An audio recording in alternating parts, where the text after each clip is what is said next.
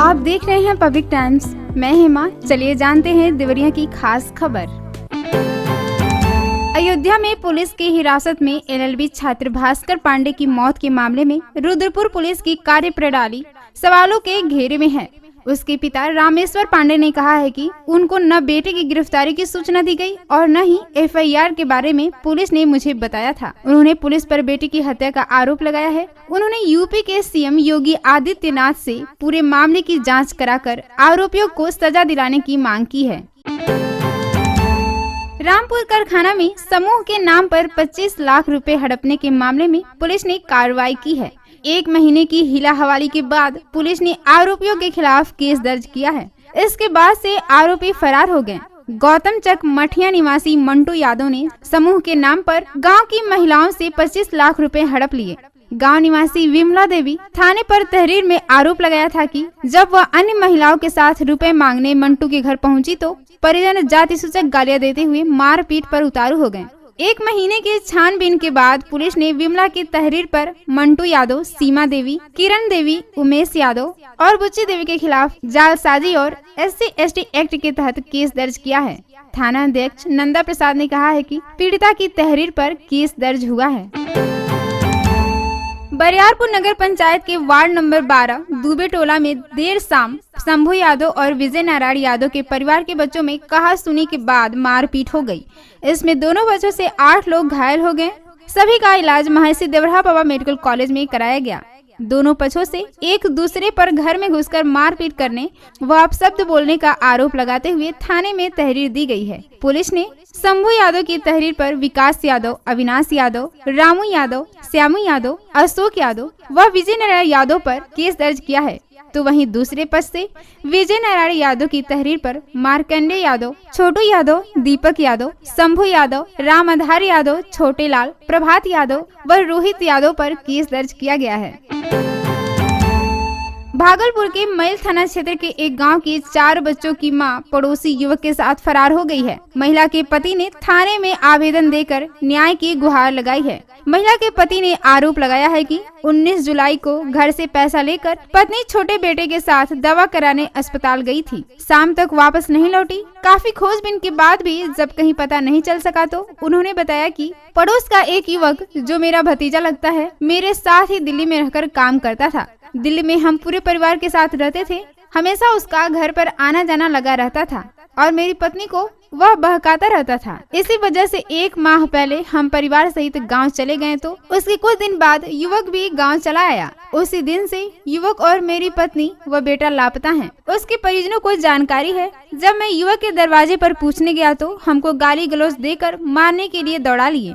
पति ने उस युवक पर कार्रवाई करने की मांग की है। भाटपरानी थाना क्षेत्र के सुंदर पार्क के पास बगीचे में बाइक सवार बदमाशों ने घर जा रही एक आशा कार्यकर्ता और उसके पुत्र को रात में मार पीट कर घायल कर दिया। दोनों का इलाज भाटपरानी PSC में कराया गया। आशा कार्यकर्ता ने थाने जाकर घटना की नामजद व 2 अज्ञात के विरुद्ध तहरीर देकर कार्रवाई की मांग की है।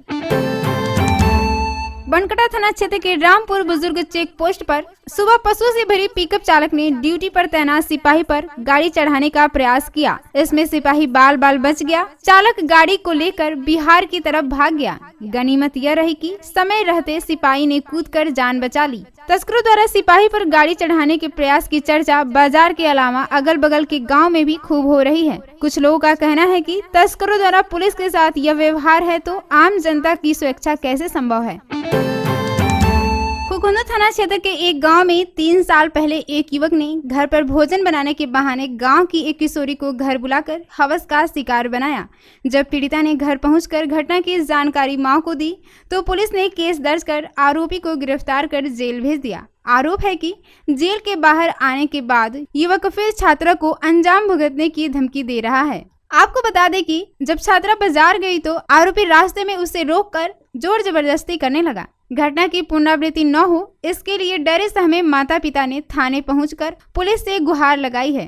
खुकुंदू थाना क्षेत्र के एक गांव निवासी पीड़िता और उसके पिता 3 साल पहले होली के दिन पड़ोस की एक हवेली पर भोजन पकाने गए थे। विलंब होने पर पिता पुत्री को छोड़कर चला गया। आरोप था कि रात्रि में एक युवक ने पीड़िता को हवस का शिकार बनाया और उसे धमकी देते हुए छोड़ दिया। पुलिस ने जांच में मामला सही पाया और केस दर्ज कर विवेचना शुरू कर दी। मेडिकल परीक्षण में दुष्कर्म की पुष्टि होने पर पुलिस ने पॉक्सो एक्ट और SC/ST की धारा बढ़ाकर आरोपी को जेल भेज दिया। आरोप है कि जेल से बाहर निकला आरोपी पीड़ित छात्रा को अंजाम भुगतने की धमकी देने लगा है। माता पिता का कहना है कि बच्ची अभी भी घटना से उबर नहीं पाई है, वह डर से घर से बाहर नहीं निकल रही है। चुनकी लाड़ थाना क्षेत्र के रोपन छपरा में दोपहर को बरेली पुलिस ने एक व्यक्ति के आवास में छापा मारा। सूत्र बताते हैं कि बरेली से एक युवती लापता है, जिससे संबंधित केस बरेली में दर्ज है। युवती के नंबर पर चल रहे इंस्टाग्राम को जब पुलिस ने देखा तो लाड़ के रोपन छपरा के एक युवक से कुछ चैटिंग के प्रमाण मिले हैं। पुलिस को आशंका है कि युवक को लापता युवती के बारे में जानकारी हो सकती है। बरेली पुलिस के साथ लापता युवती के परिजन भी आए थे। इंस्टाग्राम वाले युवक को लाड़ थाने पर लाकर बरेली पुलिस ने पूछताछ की, लेकिन युवती का कहीं कोई सुराग नहीं मिला। प्रभारी निरीक्षक लाड़ कपिल देव चौधरी ने बताया है कि किसी मामले के विवेचना में बरेली पुलिस आई थी, अभी सफलता नहीं मिली है। कुकुंदा थाना क्षेत्र के करहटी परसिया गांव निवासी ललिता देवी 2 बेटों के साथ नवरसा में रहती हैं। बड़ा बेटा हरेंद्र चौहान जबरदस्ती आकर यहाँ रहता है।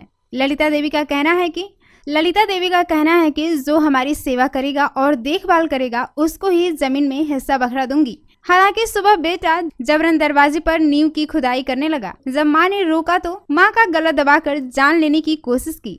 इसी बीच छोटा बेटा अवधेश चौहान और उसकी पत्नी किरण देवी बीच बचाव करने पहुंचे तो परिवार के साथ कुदाल की बट से दोनों पर वार कर दिया। इसके बाद मौके पर पथराव शुरू हो गया। मामला बढ़ता देख ग्रामीणों ने 112 पुलिस को सूचना दी। पुलिस हस्तक्षेप के बाद दोनों पक्ष को शांत कराया। सीओ सलीमपुर दीपक शुक्ला ने बताया है कि मारपीट की जानकारी पर पुलिस पहुंची थी।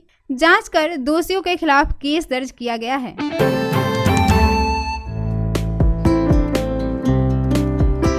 तो ये थी देवरिया की खास खबर। नमस्कार।